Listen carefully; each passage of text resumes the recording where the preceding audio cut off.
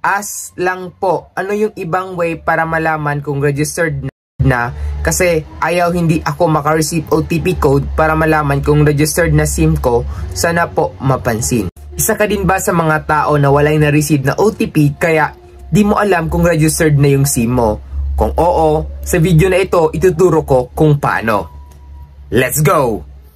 Para sa mga subscriber ni Smart, TNT at Sun, kung wala ka na-receive na SMS kagaya nito, visit mo lang to na website or scan mo tong QR code, mariredirect ka sa SIM registration website ni Smart. Kung laptop ka, ito yung makikita mo.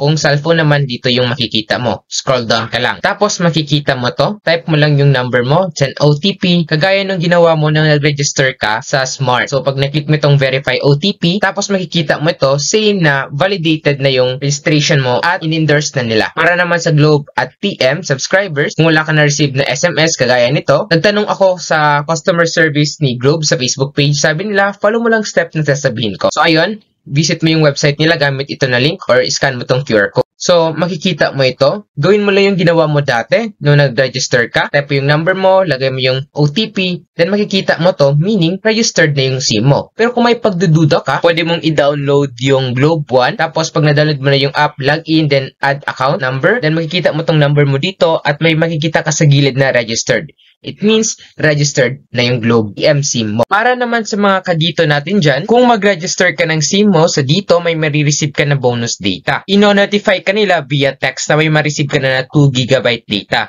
So since ang video na ito ay para sa mga taong walang na-receive na SMS, ang gagawin mo ay ito. Kung pwede kang pumunta sa Facebook page ni dito, click mo yung send message, then patulong ka sa kanila tulad ng ginawa ko. Talk to you man lang. So as you can see, na nagpatulong ako sa dito, sabi nila, as per checking, yung dito SIM ko daw is fully registered na or successfully registered.